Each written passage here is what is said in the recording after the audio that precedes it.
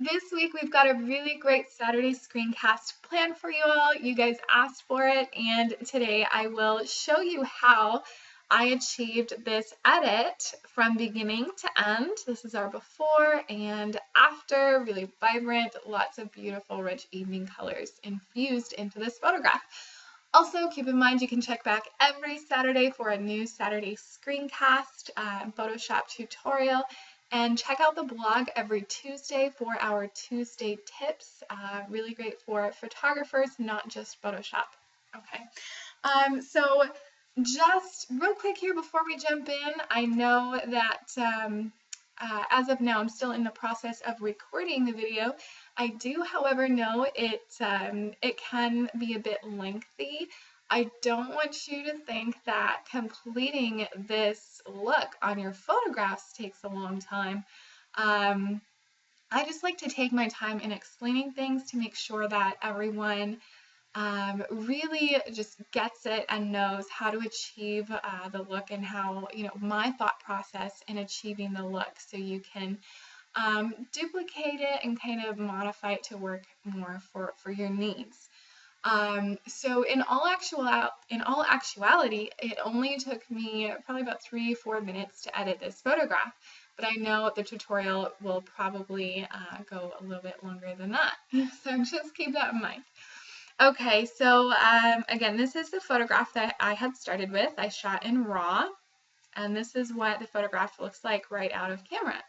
And after going through all of our steps today, this is going to be our final results. Now, what I did was just group together all of my actions and layers.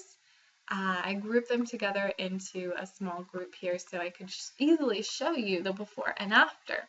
So I'm just going to take this and throw it in the trash can down here at the bottom so we can just start from the beginning. Now with this edit, I used actions from the collision set, also from the matte collection, as well as steps that I had used on my own, just from Photoshop itself, that are not actions. So the first thing that I did was just add a little bit more contrast and lighten up the photograph in one step. I used this with my curves tool. Now you can click on layer, new adjustment layer, and select curves. If you're working with elements, you can select levels. It does the same thing, but it is easier to do it with the curves adjustment. So that's what I tend to gravitate towards. I'm not going to name this layer anything. You can certainly do that if you'd like. And now I'm going to click on see your little hand with the up and down arrows moving. I'm going to click on it, and this tool allows me to click on any area of my photo that I want to manipulate. So I want to lighten the midtones a little bit. I'm just going to click here on her skin and drag it upwards. See, when I drag it upwards, it lightens the photograph. Downwards, it darkens. Now this is just the midtones that are being adjusted here. Okay, so I want to bring that up. There's not a whole lot that I want to do to this photograph. And notice how it pinpoints the points for me with my curves adjustment, and I can click on the little eyeball down here at the bottom and see the before and the after. Okay, I brought a little bit more contrast into the image, which is essential when you're shooting in RAW. You need to bring that back into your image. Okay, so now that I've run my curves adjustment, I'm going to go ahead and move down here to the matte collection. I'm going to run Coffee Bean. There we go. I really love the look that this brings to my photograph. It's a little bit strong right off the bat, so I like to bring all actions down to 0 and just work my way up until I find it's working best with any particular photograph. So I'm going to keep this action at 30% for this photograph. And next I'm going to scroll right back up to the collision collection, and I'm going to run dehaze. Okay, because Coffee Bean excuse me, coffee bean is a matte action. It also adds a little bit of haze. I want to keep some of that haze, but not all of it. So I'm just going to work my way up, and I'm actually going to keep that right around 25%. Okay, so I'm just going to dehaze a little bit of the matte effect that I'm getting from coffee bean. Okay, so next I want to work on the skin tones. I do want to mention, guys, I'm not really super particular about, the order that I complete, that I run actions or complete different steps or commands in Photoshop. I know a lot of people like to edit their skin tones first, and that's fine. Sometimes I do and sometimes I don't. It just really depends on the photograph and how I feel it works with the edit that I'm completing at that time. So right now I'm going to go ahead and work on the skin. And I also do want to mention my thought process behind editing this image. I had taken this photo in the evening, so right around 7 o'clock. And she's got this beautiful backlight behind her. Of course, when you're shooting in the golden hour, you've got that beautiful backlight. You can see your hair is glowing. And what I had envisioned when I was taking the photographs was, just a beautiful glowing evening with orange and red tones. So I had already pre-envisioned how I was going to edit the image. And that's really important that you do know what you want the final result to look like before you start your session. That's what I had done in this case, so I already knew how I was going to edit this photograph. So that also really helped the process be a lot more speedy for me. Okay, so first thing I'm going to do for the skin is make a new adjustment layer using levels. However, I am going to use layer masking. If you are not really familiar with layer masking, it's actually super simple. I'm going to explain it right now. But if you do need more help, I do have a link in the blog post that you can click on.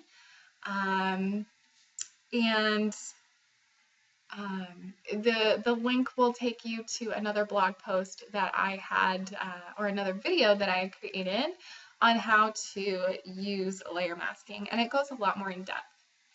Okay, so I'm going to create a levels adjustment, and I want to lighten the skin a little bit, and you'll notice a lot when you do backlit photographs that, the subject is lit around them, but the front of them can sometimes be a little bit muddy or a little bit darker. So I'm going to lighten that back up.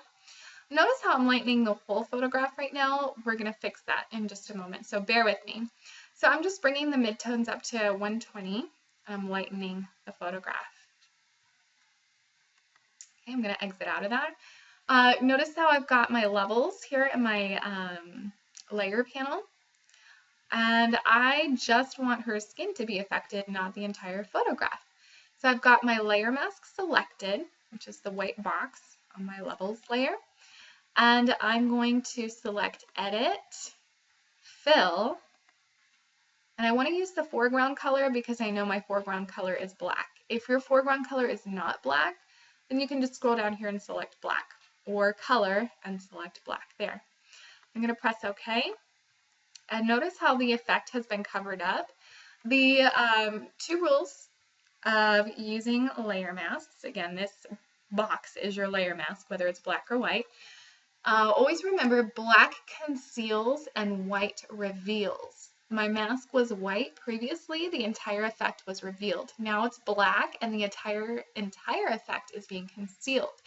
So with that being said, I want to brush the effect onto my subject. So I've got my brush selected, white conceals, so I'm going to set white as, or reveals, I'm sorry, white reveals, so I'm going to select white as my foreground color. I'm going to bring my brush opacity up to 100% because I can change the opacity of my layer later on. And you do want to work with the soft brush. So here on my brushes panel, you've got your first set of brushes which have hard lines. You don't want to use those. Move down to your softer brushes and select any of those instead. Okay, so I'm just going to brush over her. Notice how you can really see that subtle change and lightening effect on her skin. Again, I'm not being super careful. Ideally, I would zoom in a little bit to make these changes. But for time purposes, I'm just going to breeze through this here. And there we go. I'm just getting around her cheekbones, her nose. You do want to steer clear of the details, especially around the nose. Don't get the lips. There we go. Okay, so I really like the way that's looking right now. I think I want to brush a little bit off of her forehead area on the top right hand side. So, and that's fine. I can always take that off by switching black to my foreground color. I don't want to take all of it off, so I'm going to bring my brush opacity down to about 50%. And there we go. Okay. There we go. Okay, that looks about right for me. So the levels adjustment that I just created, I can bring that down if it's too bright, adjust the opacity. And in this case, I'm just going to keep it right around 60%. A lot of times I'll come back later on and brighten it a little bit. We'll just see. We'll keep going, and I may need to brighten our skin a little bit, but that's fine because I still have that wiggle room in my opacity for the levels adjustment. So no problems there. Next, I'm going to scroll down and run Banish Red Skin. Okay, this action already has the layer mask built in for me, and I've got white set as my foreground color. I've got my paintbrush selected. All of that is within the action commands here. And again, I would normally zoom in a little bit and be a little bit more careful with my edit. I'm just going to breeze through this here with you guys. Okay, so notice how I steered clear of her lips. You don't want to take any of the red out of the subject's lips or mouth area. Now that's a little bit too much red that I've removed, and that's fine. Notice how my brush was still at 50% because you really want to be careful with how much red you're removing from the skin. So I'm going to keep the layer opacity at about 17%. So really, really subtle change, but just enough to affect the photo the way I had wanted it to. So next I'm going to run the, let's see, Light Peach Skin Glow. Continue.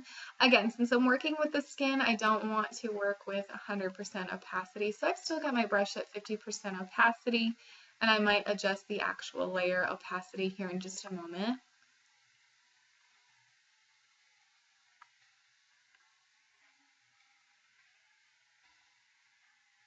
Okay, there we go. That's looking really good. Let's see. Let me bring that down to 0 and just work my way up. I'm actually going to keep this right at 40%. I really like that. Notice the beautiful glow that's bringing to her skin here. Okay, so next I'm going to scroll down and run Autumn. This action has really beautiful red, orangey tones, and I love what it does to my photograph. Look at that pop right there. Now, obviously, that's too much color, so I'm just going to bring the action down and work my way up. You know what? We're going to keep this at 62%, but here's what we're going to do with this particular action. I'm going to select my gradient tool right here on my toolbar. If you don't see it, just right click. You probably have your paintbrush or your paint bucket selected. You can select your gradient tool. I also have the upper left square selected. Notice how you've got 5 options here. You want to select the upper left option. And I've got white fading into black. If you don't see that, click on your drop down and you can change your fade options there. Okay. So I want the orangey red tones up here in the right hand corner, not so much down here in the left hand corner for now. So to do that, I'm just going to click, and it's probably going to take me a couple tries, but I'll show you how this works here. I'm going to click and drag. Notice how on the bottom left, the action kind of disappeared, and you can see in the layer mask how it's black on the bottom left hand corner. The action's being concealed. Okay, so I'm just going to try again. Notice if you make a mistake, you can just keep going. it keeps adjusting itself per your actions or what you're doing at that time. So I really like the look that I'm getting right there. I have a beautiful glow coming in from the top right hand corner. I want to brush a little bit of the warmth off her face. I don't want her face to be overly orange. So I'm going to bring my brush down to about 30% and make my brush a little bit bigger. I'm just going to brush this off of her hair and skin areas. Whoops, and notice how my foreground color is still white, so I want to conceal it. I'm going to switch my foreground color to black. There we go. I was wondering why I wasn't seeing very much of a change there. Okay, that's better. So I just took a little bit off of her skin and hair around her face. So moving on, next I'm going to run, I'm actually going to run Autumn again. Yes, I am running an action twice. And the reason being is the first time I just wanted it to be stronger coming in from the top right hand corner. Now I still want the entire action to be applied to the entire photograph, but at a much lower opacity. So I'm going to lower this down to 0, and I'm just going to work my way up to about 17%. So now I've got this action applied to the entire photograph, but it's at a much lower opacity. And again, I want to remove the action somewhat from her face. I've still got my brush set to 30%. I'm going to move down to the original Autumn and just remove a little bit more from her skin. There we go. Okay, so I really like that. And notice how I'm just moving between layer masks by clicking on them. Okay. So next, I want to create just a little bit of a dramatic effect. I really love manipulating the light in my photographs, and it's super simple. I'm just going to scroll down to my matte collection, and towards the end here, I have a Moody brush. I'm going to click it and run this action. Click continue, and it's built into the action itself. Again, you've got your layer mask. White is set as the foreground color. I've got my brush selected. I'm going to move my opacity up to 100%, just because I can always change the opacity of my layer mask here in just a moment. And I'm going to brush just a darker, sort of like a vignette. And I'm going to largen my brush here. And I can really manipulate the light this way, because on the top right hand corner of my photograph, I'm not going to touch that with my my Moody brush, because I want the light to really shine in, and I can do that by brushing a darker, not a darker color, but by brushing a dark brush over the edges of the photograph here. So here's our before and after with the Moody brush. I really like that, and I'm going to bring it down, but I'm pretty sure when I work my way up, I'm going to keep that at about 50. Yeah, I'm going to keep that at 55%. I really like that. And next I'm going to run the Airy brush. This one is also a favorite of mine with manipulating the light. If you use the Airy and Moody brushes together, you'll get a really dreamy, beautiful effect. Okay, so I'm going to keep my brush fairly large here, still have 100% opacity. The action has already set white as my foreground color, and I'm going to paint this on. It's going to look pretty awful in the beginning, but just work with me here. Trust me, it's going to look really good. So I'm going to brush this over my subject. In a moment here, we're actually going to remove this from the subject herself. But I just want to make sure that it's I'm getting this action in the spots that I had planned to around my subject. So I'm just going to turn it on and off. I really like where the light is around my subject right now. And now I want to paint it off of my subject herself, but I still want to leave the light shining that I've got around my subject, if that makes sense. And you'll see here in just a moment. So very important, you want to remove all of this action from your subject themselves. So I've got the opacity set to 100%. I'm going to take this off of her hair. I want to get the little shining pieces of hair around her face too, because I don't want that to be overly bright. And you can easily have blown out details that way too. So I'm just going to really carefully brush that off of my subject. There we go. Okay, so notice what happens, and I think I missed a few spots. You can see by pressing the backspace where you painted on the photograph. Okay, so it looks like I got all of it off of her, so perfect. And notice what happens when I click the before and after. I've got a light shining around my subject. Now that's a little bright for what I wanted for this photograph. So again, I can always adjust my opacity. I'm going to keep that right around 35%. So notice that beautiful light, pocket of light that we've created just by running those two actions. So this is beautiful as it is, but by running the Moody and area brushes, I've really created, again, just that beautiful pocket of light. I love the effect that we're getting. So we're almost done. Next, I'm going to run Unfog Subject, and that is also in the matte collection, and that just helps our subject stand out a little bit. I'm going to largen my brush a little bit here. There we go. Notice how she's popping, and I actually want to just brush this over the flowers in front of her a little bit too. Okay, now that was a little bit strong for me, so I'm just going to take that down and work my way up. Actually, I think we're going to keep that at about 60%. I do want to run the matte haze action, so I might bring the unfog subject up a little bit here in a moment. Okay, so I just ran my matte haze. I'm going to bring that down to 0 and just work my way up. I just want a slight haze effect. So I'm going to keep that at 11%. Notice the slight difference I'm getting there. It just really gives me the perfect finished matte look. And I really like that effect that we're getting here.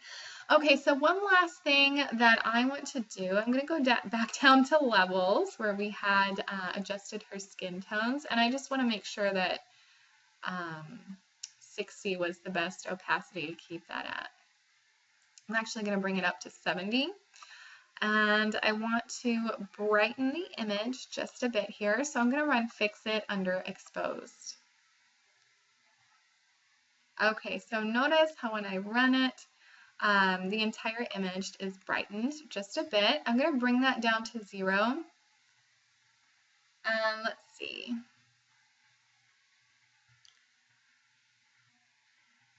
I'm going to keep that right at about 55%.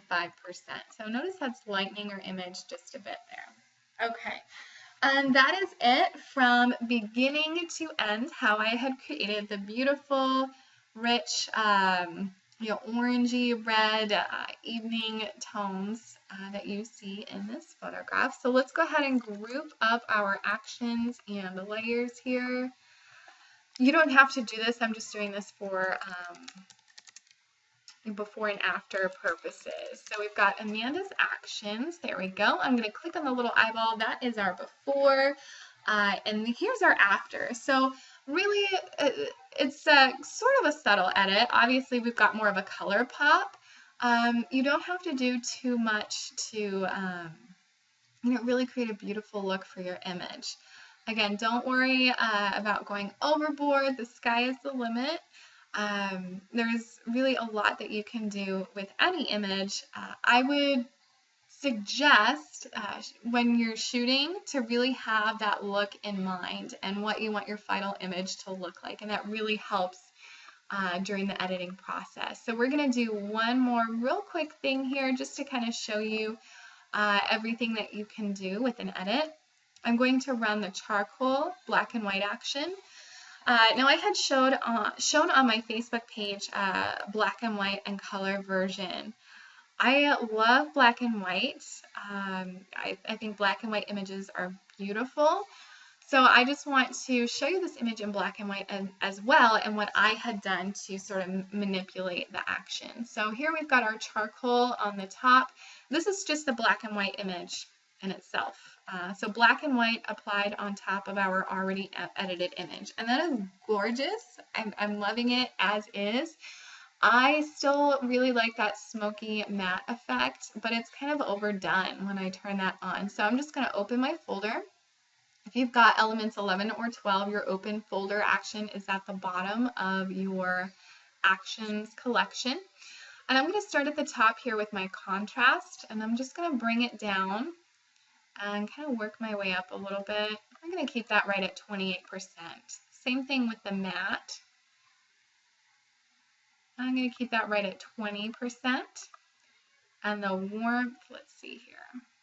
We're going to keep that right at 23%. And the pop, I want to keep that at 100%. Okay, so now this isn't so overpowering for my image, and it's still giving that beautiful depth that I had wanted. So it's a little bit, there's not enough contrast in just the regular black and white conversion for me. So I did want to keep the charcoal, but I also wanted to allow my subject to pop, and we were able to do that by adjusting the layers, which you can do with any of the actions, by the way. I use it the most with the black and white actions.